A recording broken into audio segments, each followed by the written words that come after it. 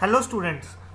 Basically in today's lecture we will discuss the MCQ of legal and our today's topic is Consumer Protection Act.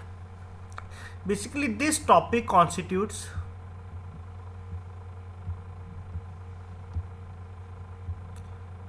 wait a minute. Sorry. This topic constitutes chapter 35, 36 and 37 of your legal topic. So in this lecture basically we will discuss the important questions of the Consumer Protection Act, and in this lecture we will discuss near about 20 to 25 questions. This is the part 1 of Consumer Protection Act, and in the next part we will also discuss 20 to 25 questions. So total 50 questions on this topic, and if you read the theory then you will mail to our mail ID to get the handwritten notes. So we will start our today's lecture. So our first question is the objective of enactment of Consumer Protection Act. So first of all we have to know that the Consumer Protection Act is of 1986. So what was the main objective of this act is? So option number A is to help bank customers to file suit in a consumer court. Second is better protection of the interest of the consumers. Third one is quick remedy to the consumer through normal courts. D, all of the above. As we have read the Consumer Protection Act definition, so its basic objective is to better protection of the interest of the consumer. So option number B is our answer. Directly you can find 4 to 5 questions in your exam from this topic. So question number 2 is, which of the following is correct regarding the Consumer Protection Act? So which of the following points are correct with respect to the Consumer Protection Act? So first point is, this act is applicable on all India basis including Jammu and Kashmir. This statement is wrong because this act is applicable to all over the India except Jammu and Kashmir. So here is except. So first statement is wrong. Second, this act generally applies to all goods and services. Basically this act is generally applied to all goods and services. This is the true one. Next we have to go to the third statement. The goods covered for resale or for commercial purpose and services rendered basically means delivered. The goods covered for resale or for commercial purposes and services delivered free of charge? No. Basically this act does not apply on the goods which are used for resale and which are delivered free of charge. So here the option number B is the correct answer.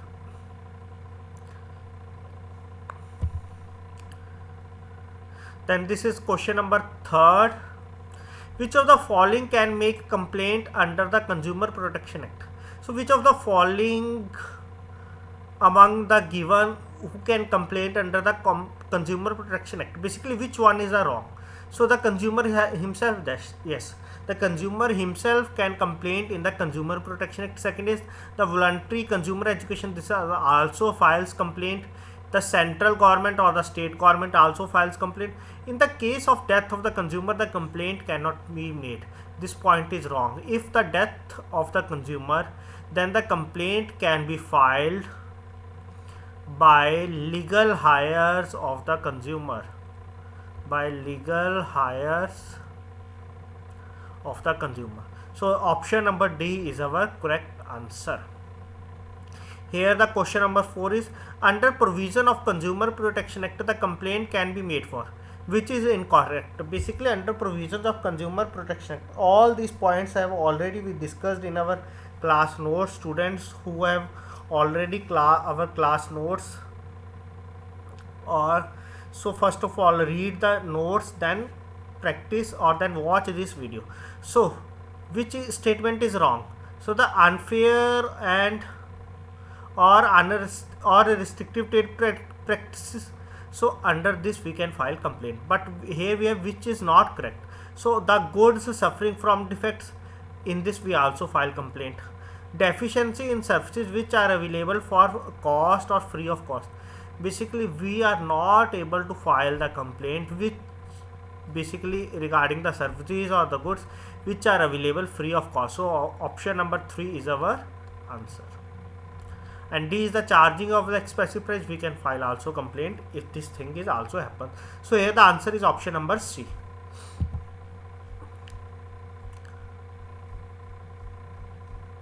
So the next is, here I am Kirandeep Garg. Basically our YouTube channel is UGEM Shiksha Kendra and our Telegram group is JIIB Jab UGEM.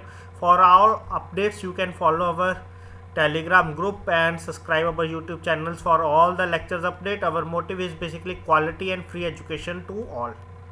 For any notes you can mail to our mail ID ugem2493, basically ugem2493@gmail.com.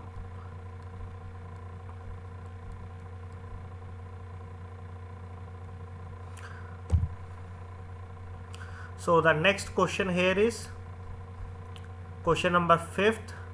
Basically bank B had sanctioned a loan to XYZ. Basically bank B had sanctioned a loan to XYZ, but it is found to be inadequate to start the business by the borrower. Basically bank B had sanctioned some amount of loan to XYZ, but it is later found that this amount is inadequate. So the complaint under Consumer Protection Act is possible? No. In this the complaint under Consumer Protection Act is not possible. Is possible, this statement is wrong. Complaint under is possible only if the borrower suffers loss and able to prove. This is also not. Complaint is not tenable. Basically in this act complaint is not tenable because it is the responsibility, basically it depends upon the bank how much they can sanction loan as per the security given. There is no role of the Consumer Protection Act regarding sanctioning of loan. That is basically how much amount is required by the borrower, that much to be sanctioned by the bank. This is not necessary. So here our answer is option number C. Which of the following does match with the regard to jurisdiction of the does not? Basically does not, here we have missed one. No, does match with the jurisdiction. So district for does not, here we have missed one word, does not. So district forum, basically district forum covers the district. State commission basically covers the state. Apex commission, there is not apex commission, it is to be national commission. National commission covers the entire country. So here the option number C. Which of the following does not match? Here one word is missed, not.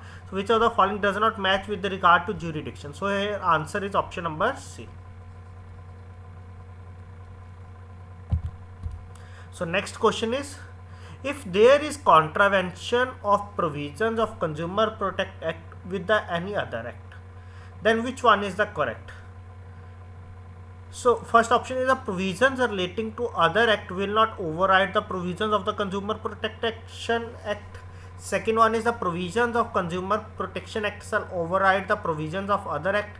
The provision, third point is the provisions of Consumer Protection Act are additional means of obtaining remedy by a consumer, and if the remedy is buried in an act, the consumer forum shall not grant such remedy.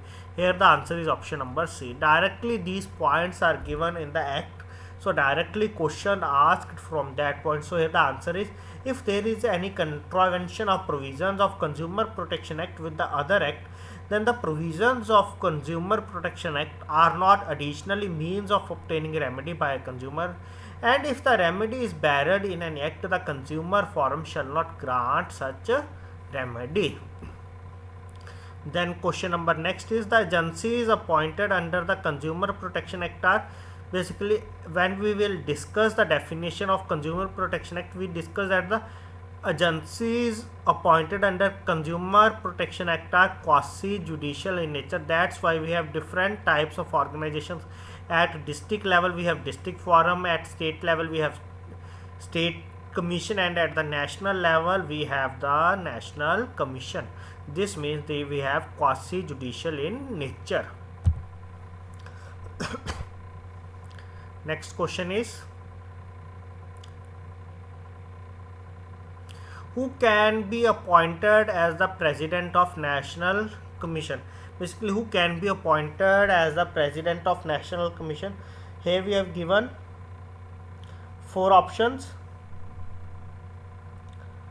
The first one is who can be a judge of the Supreme Court. Second was who was a judge of the Supreme Court. Third person, any person whom Supreme Court finds competent, and fourth one is A and B. So this question I will left for you. You have to answer this question. Which of the following is the correct answer? Who can be appointed as the president of the National Commission? Next question, as per the section 21C of the Consumer Protection Act 1986, basically complaint means any allegation in writing made by a complainant that a trader or service provider has charged for the goods or services in excess of the price. First one is fixed by or under any law for the time being in force. Second one is displayed on the goods or any package containing such goods. So basically we have to find which one of the call is correct. Third one is displayed on the price list exhibited by him. Fourth one is agreed between the parties. So we have to find out which one is the correct answer. So first of all, you have to read all these points, and when we have read all these points, so all the points are correct. So answer is all 1 to 4, because the price is fixed by the law. We cannot charge excess price, and if there is any agreement between the two parties, then we can also not use excess price than the agreement price. So next question is to be, Consumer Protection Act is enacted to protect the manufacturing conditions of the industry. This is totally false. Basically it is to protect the consumers.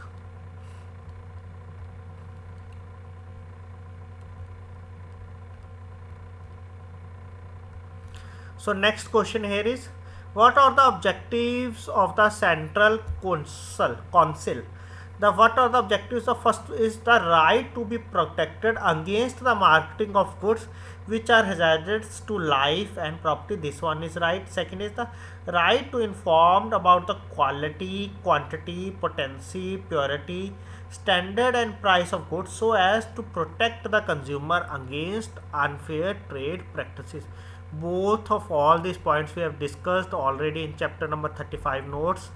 And the third point is the right to be sure that wherever possible access to a variety of goods at competitive price. This point is also true, so answer is option number 4, because all these things are basically the objectives of the Central Council. If you have thoroughly read our notes, so all these questions are very easily to identify, and you can try any other book objective question. You can easily answer all these questions, because the theory is important to answer all the questions.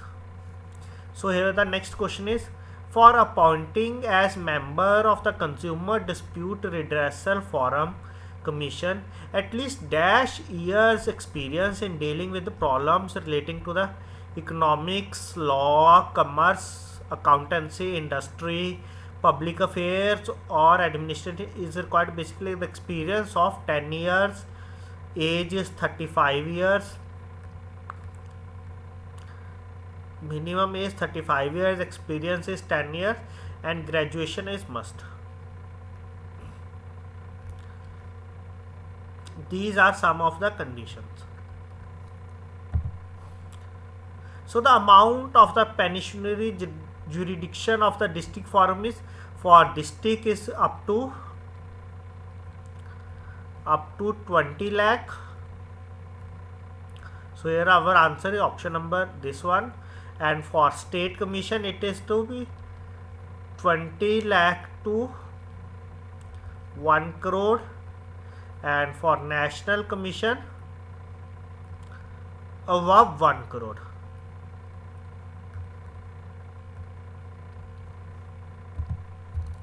The salary or honorarium and other allowances payable to the members of the district forum shall be prescribed by the,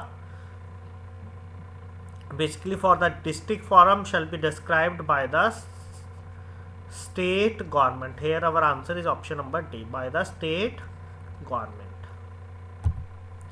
Next, appeal against the decision of district forum or state commission or national commission can be made within, basically very important question as per the option given, 15 days of date of order, 15 days of receipt of order, 30 days of date of order, 30 days of receipt of order. Basically after how many days we can appeal against the decision? Basically 30 days of the date of the order, as the commission order basically submitted its decision, then we can file appeal against the decision basically after the 30 days of the date of the order. So these two are the last two questions which we have discussed in our today's class. So the question is to be X, basically X, it is a person, purchased demand draft DD from bank B in favor of Y.